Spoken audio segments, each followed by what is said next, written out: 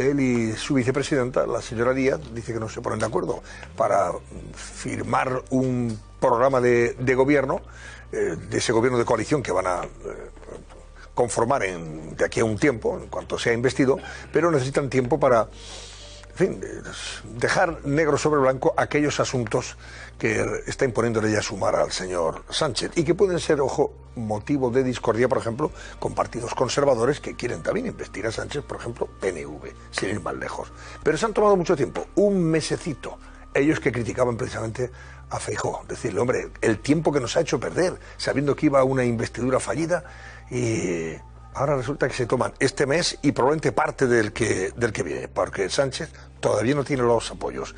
A ver, Marco Chiasa, ¿cómo están las cosas? ¿Qué tal, Antonio? Buenas noches de nuevo. Pues así están las cosas. Hoy ha arrancado, como decías tú, la ronda de contactos, reunión entre Pedro Sánchez y Yolanda Díaz, y no solo Sumar ha reconocido que se ha hablado de la amnistía, sino que además han reconocido que precisamente en ese punto se han puesto de acuerdo en todo. No ha habido discrepancias, pero es que además justo en ese asunto, insisto, no ha habido discrepancias. La amnistía sigue siendo la palabra impronunciable para el PSOE, pero debemos añadirle dos matices: impronunciable en público, porque en privado sí, y también a partir del 23J, porque antes de las elecciones sí que la pronunciaban, pero para negarla. Eso mismo ha dicho esta mañana el expresidente de la Junta de Extremadura, Rodríguez Ibarra, que además ha descrito la amnistía como la violación a los españoles.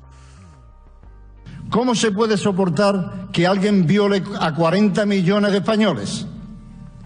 Porque quien viola la Constitución está violándome a mí. Vuelvo a tener la misma sensación que tuve aquella fatídica noche de 23 de febrero. Que de nuevo la democracia está en peligro. Pero es que además, a la misma hora, los ministros del gobierno estaban calificando la amnistía, sin pronunciarla claro, de generosidad, igual que Pedro Sánchez ayer. Implica generosidad, implica compromiso con tu país. Generosidad es que todos seamos conscientes de que tenemos que poner de nuestra parte para cerrar heridas. Que las heridas cicatricen, y todo ello en el marco de la Constitución española. Diálogo y convivencia que siempre ha estado enmarcada en la Constitución. El diálogo, esa es nuestra herramienta y nuestro marco es la Constitución. Ibarra califica la amnistía de violación a la Constitución y el gobierno de generosidad, pero también dentro, dicen, de la Constitución. Ayer Pedro Sánchez, Antonio, dijo, o se le escapó, que todo acuerdo será avalado, dijo, por el Poder Legislativo. Cuando se den esos acuerdos, que espero que se den, confío en ello, pues van a ser públicos, transparentes y además avalados nada más y nada menos que por el Poder Legislativo. Es decir, que pronostica que el acuerdo acabará en el Constitucional. ¿Y qué podría ser eso sino la amnistía o la generosidad, Antonio? Bueno, avalado se refiere lógicamente al Congreso de los Diputados. Como tiene mayoría Frankenstein, ahí sí conseguirá el aval. No, pero dijo por el Tribunal Constitucional. No, cuando habla del Poder Legislativo se está refiriendo evidentemente al Parlamento. Lo del Constitucional vendrá inmediatamente después. Pero vamos, como también lo controla... Es la tercera cámara. Por eso, ya se ha convertido. Y ayer lo dijo también, ¿eh? Y también lo dijo. Lo añadió, claro. Sí, es que también no era ese el corte, Antonio, pero también dijo que sería avalado por el Tribunal Constitucional. Efectivamente. Bueno, pues mira, lo que sí sabemos hoy es que el partido de Puigdemont, las bases están, bueno, pues en disposición de querer votar si debe ser avalada y apoyada la investidura del señor Sánchez, ¿no? El llamado Consejo de la República de Puigdemont. O sea, van a votar si apoyan o no la investidura de Sánchez.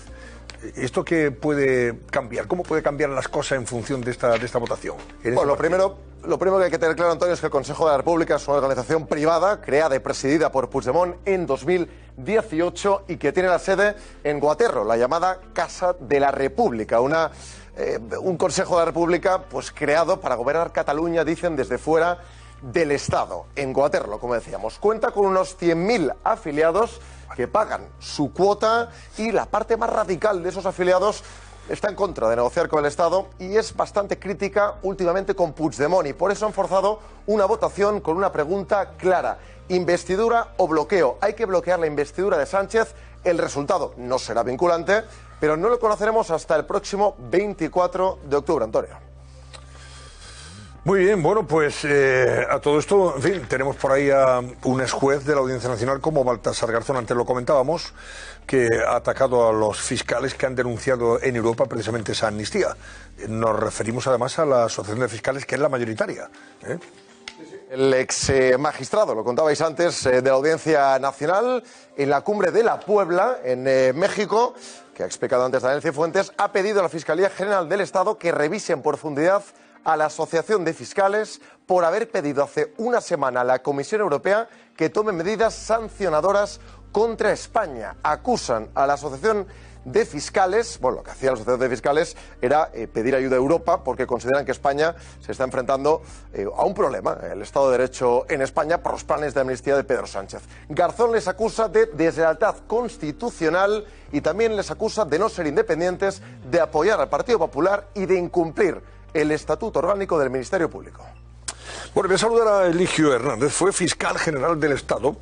Don Eligio, buenas noches. Buenas noches, buenas noches. Tenemos también problemas de conexión con usted, lamentablemente, pero bueno, le vamos a escuchar. De entrada, le pregunto,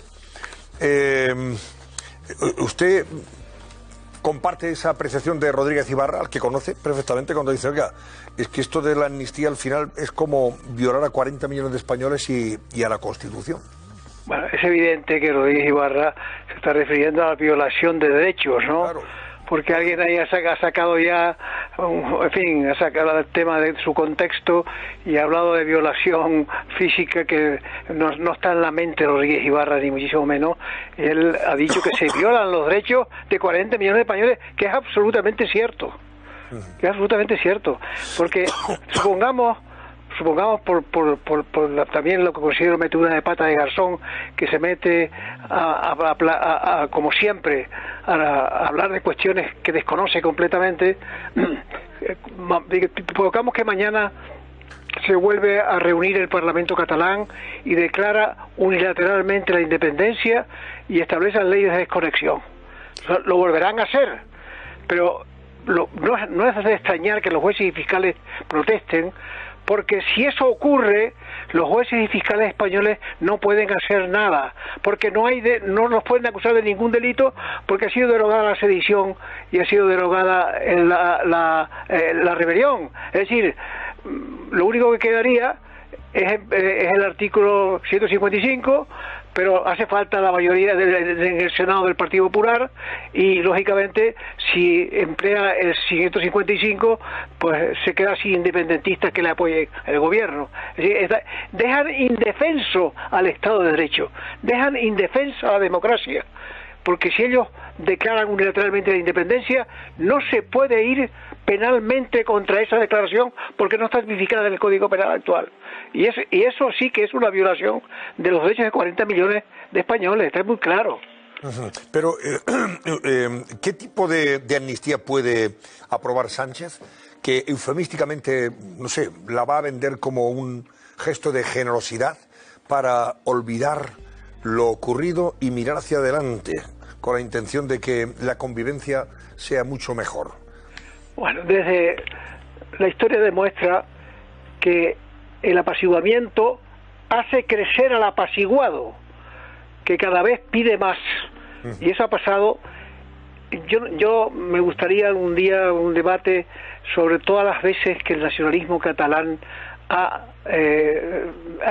lo han intentado apaciguar y al final vuelven a repetir lo que han hecho. Lo hicieron en la Primera República, que exigieron la retirada del ejército de Cataluña y lo consiguieron.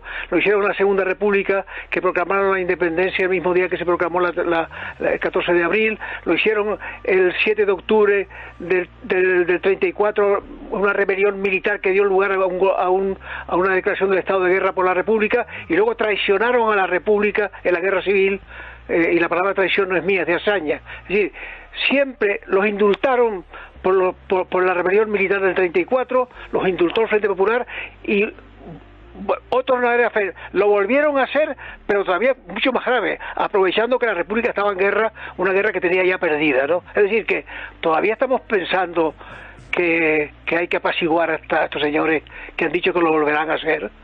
Es que, hombre, yo creo que ya es demasiada ignorancia histórica la que se está cometiendo por parte de la que yo no lo acabo de entender, de la militancia socialista, que como no hay debate en el PSOE, pues estas cosas no se hablan. Yo suelo emplear una frase, don Eligio, que es muy gráfica, y es que al tigre, por más lechuga que le echemos, no lo convertimos en vegetariano. A estos no van a renunciar a su objetivo final, que es el de la independencia, ¿no? Ya lo dijo, eso famoso, ya lo dijo Churchill. No se puede dialogar con un león cuando tiene su cabeza en la boca. Por ejemplo.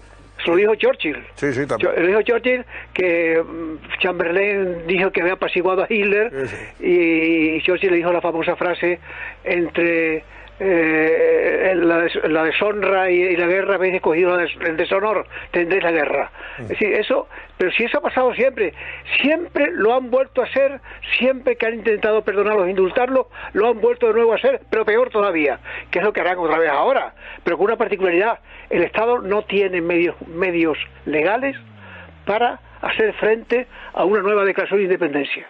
Eso, bueno, yo creo que Ruiz Ibarra ha estado totalmente acertado. Lo que pasa es que luego algún dirigente del PSOE ya empieza a hablar de, hombre, eso de violación. Oiga, mire usted, no dejamos de diversar las cosas. Violación de derechos de los españoles.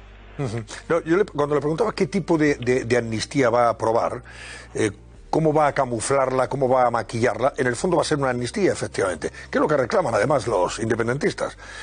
Cuando le preguntaba eso es porque me estaba refiriendo fundamentalmente al papel que luego tiene que desarrollar el Tribunal Constitucional. ¿Tiene usted dudas sobre ese papel?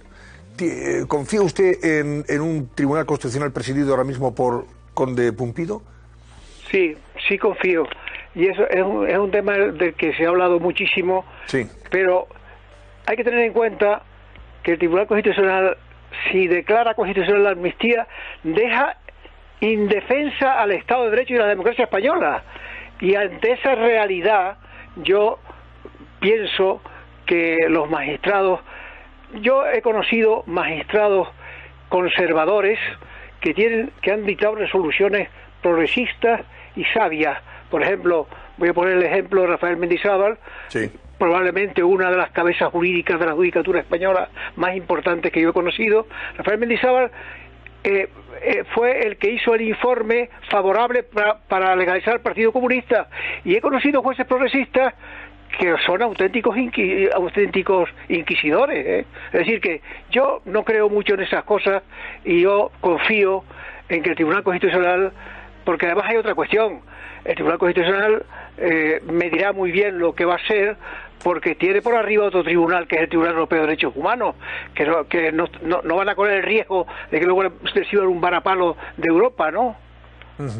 Don Eligio, antes de darle la palabra a mis compañeros de mesa, que quieren también preguntarle, voy a referirme a esta carta o artículo que publica Baltasar Garzón en contra de la Asociación de Fiscales. Usted ha sido fiscal, general del Estado, en contra de esa Asociación de Fiscales, hombre, que ha puesto en evidencia esta situación y la ha denunciado en Europa, en el convencimiento de que esto, hombre, pues se enfrenta a una medida como la de la amnistía al Estado de Derecho y al ordenamiento jurídico español. Y bueno, sostiene, entre otras cosas, el señor Garzón, que esto es un claro acto de deslealtad institucional hacia el Estado, y poco menos le pide a la Fiscalía General del Estado que haga una revisión en profundidad de esta asociación. Poco menos le está pidiendo que la declare ilegal. Él, que está, en fin, emparejado con quien fue la Fiscal General del Estado y ministra de Justicia, que actuó de parte siempre. Mire, yo conozco muy bien a Garzón. Yo fui juez de instrucción número 5, el primer juez de instrucción número 5 de la Audiencia Nacional. Años más tarde lo fue él. Luego le seguí su trayectoria como juez desde la Fiscalía del Estado. Garzón no ha puesto en su vida una sentencia después que se dio magistrado. No ha puesto un día, y ahora está opinando. Pero ¿cómo se le va a negar la libertad a unos fiscales de denunciar una situación que está afectando a los cimientos del Estado, como ha dicho Felipe González? Pero ¿cómo? Es que los fiscales no tienen libertad de expresión. Los fiscales tienen, en cierto sentido, más libertad de expresión que los jueces, porque los fiscales precisamente están para que la realidad social prevalezca, ¿no? A mí me parece muy bien lo que han hecho los fiscales. ¿Qué delito han cometido? Han usado su libertad de expresión y yo creo que la preocupación que han demostrado está justificada. A ver, Maite Alcaraz. Sí, buenas noches, señor Hernández. Usted decía claramente que, naturalmente, el Tribunal Constitucional va a tener que decidir, ¿no?, sobre la ley. Sí. Si finalmente esa ley sale adelante con el eufemismo que considere este Gobierno y Pedro Sánchez y se presenta un recurso de inconstitucionalidad, ¿cuál es el escenario al que nos enfrentamos? ¿Se sí, yo ya lo he explicado en un artículo recientemente, un artículo que titulo con cierta intencionalidad: todavía quedan jueces en España. Lo de famoso, todavía hay jueces en Berlín de Federico el Grande, ¿no?, que los tribunales le dieron la razón a un molinero que le construyó un molino delante de su... Bueno, es decir, vamos a ver, esto es importante, esa pregunta que me han hecho ustedes es importante, un minuto nada más. Si si se aprueba la amnistía, esa amnistía no se puede suspender, pero sí se puede suspender el procedimiento penal que la tiene que aplicar. Por consiguiente, el juez Pablo Llarena, cuando reciba la amnistía, planteará una cuestión de inconstitucionalidad que paraliza el procedimiento penal y no puede decretar la libertad de Puigdemont, que si viene a España será detenido y puesto a disposición judicial. Es decir, eso lo sabe ya Puigdemont, porque está recusando a Pablo Llarena. También se equivoca, porque sea Pablo Llarena o sea cualquier juez de instrucción, y yo lo he sido, planteará la cuestión de inconstitucionalidad. Y la planteará también el Tribunal Supremo, la Sala Segunda, la planteará cuando tenga que aplicar la ley de amnistía, planteará la inconstitucionalidad y paralizará lo que vaya a hacer para favorecer a los demás procesados. Pero es que además hay dos vías más. La cuestión de inconstitucionalidad, que pueden plantearla 50 senadores, que los tiene el Partido Popular. Y esa cuestión de inconstitucionalidad también paraliza la ejecución de la ley de amnistía según la jurisprudencia que yo señalo ahí, y que ahora lógicamente no quiero convertir esto en una intervención jurídica. Y hay una tercera vía, un conflicto constitucional. Es decir, el Consejo del Poder Judicial puede plantear un conflicto constitucional a la ley de amnistía, porque la ley de amnistía, y es lo más grave de la ley de amnistía, vulnera el principio de división de poderes, porque se entromete, es decir, invade las competencias de la jurisdicción penal, porque según la Constitución 117 los jueces juzgan y ejecutan los juzgados, y entonces está interfiriendo la independencia del Poder Judicial. Por lo tanto, el Consejo del Poder Judicial también está facultado para plantear un conflicto constitucional, que también suspendería la aplicación de la ley de amnistía. Muy difícil lo veo que el señor Sánchez se salga con la suya, porque al final termina todo el constitucional y veremos si termina el constitucional. Yo espero que sí. Yo tengo confianza. Yo ya recuerdo que el señor Trump designó a una magistrada, la propuso. Ahí los magistrados lo designan luego el Senado. La propuesta la hace el presidente de los Estados Unidos. Designó a una magistrada para el Tribunal Supremo, pensando que le iba a favorecer en las elecciones judicializadas. Pues le votó en contra. O sea, que no se crea el señor Sánchez que va a manipular al Tribunal Constitucional. Que no se lo crea, porque yo conozco bien a los magistrados y con indiferencia de lo que sea, que yo no creo mucho en eso de las izquierdas o derechas en la judicatura. Creo que ha sido eso un error tremendo que se plantea en los medios de comunicación. Pero yo tengo confianza todavía en que el Tribunal Constitucional lógicamente estará a la altura de las circunstancias. Ojalá no se equivoque usted, don Eligio.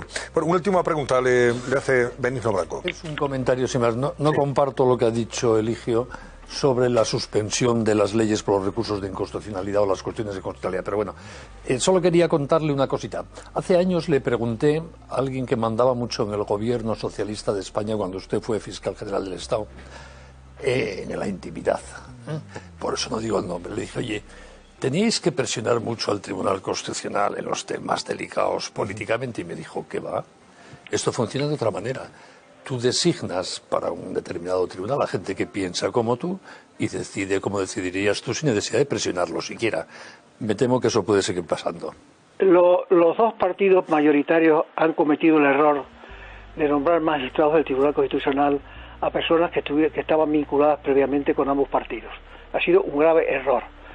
Yo vengo sosteniendo que los jueces que se dedican a la política no pueden volver a la judicatura, y yo lo digo hoy aquí y no me ponen colorado porque he sido de los pocos jueces que por haberme dedicado a la política no volví a la judicatura, y cuando volví fue para jubilarme. Es decir, yo a pesar de eso, yo conozco bien a los jueces y yo confío. Ya que me dan la oportunidad, deciré, yo pasé en los medios de comunicación como un fiscal que era poco menos que me ponían por las mañanas poniéndole saludo a Felipe González. Felipe González, a mí, lo digo después de 30 años, jamás me dio una orden por supuesto no, jamás me pidió absolutamente nada que fuera contra el principio de legalidad que yo defendía. Y tengo que reconocerlo, que se comportó, podría contar muchas cosas de la relación mía con Felipe, pero no es el momento. Y yo, respecto a los efectos suspensivos del conflicto de competencia o la recurso de inconstitucionalidad, yo pido que se lea mi artículo que tienen ustedes y ahí lo explico judicialmente. Pero yo me he quedado tranquilo porque he oído a Enrique Gimbernat, por supuesto un jurista de mucho más prestigio que yo, avalar justamente lo que yo sostengo en ese artículo, que evidentemente fue escrito antes de que él penalistas como él o como Quintero Olivares piensan exactamente igual, y es cuestión, lo que yo pido es que se estudie jurídicamente. Siempre hay dos posiciones, claro que habrá alguien que piense que no, pero yo creo que sí puede suspender. Pues don Eligio Hernández, ex fiscal general del Estado, gracias por atendernos, ha sido un placer escucharle. Estaremos en contacto. Bien, gracias. Muchas gracias y buenas noches.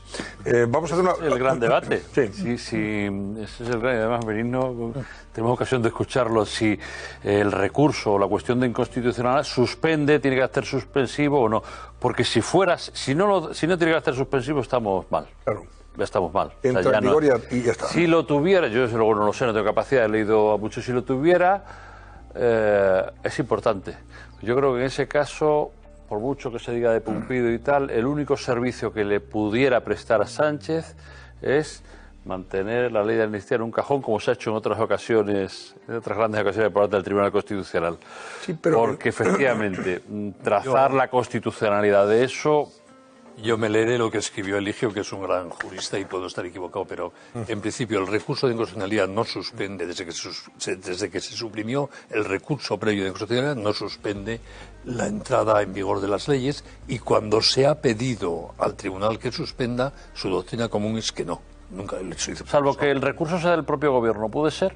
Pero eso respeta disposiciones de las comunidades autónomas. Entonces, si queda en suspenso porque lo dice así. Parece que esto es muy importante. Ahora, lo que sí suspende es, si es un juez el que plantea la cuestión de constitucionalidad, suspende el procedimiento que está tramitando, porque no puede dictar sentencia hasta que no le aclare el Tribunal Constitucional si es constitucional o no la ley que tiene que aplicar. Pero el recurso de constitucionalidad no. No sé si se referirá a eso. Por ejemplo, Antonio, si quedara suspendido, Junqueras no puede ser candidato. Por ejemplo.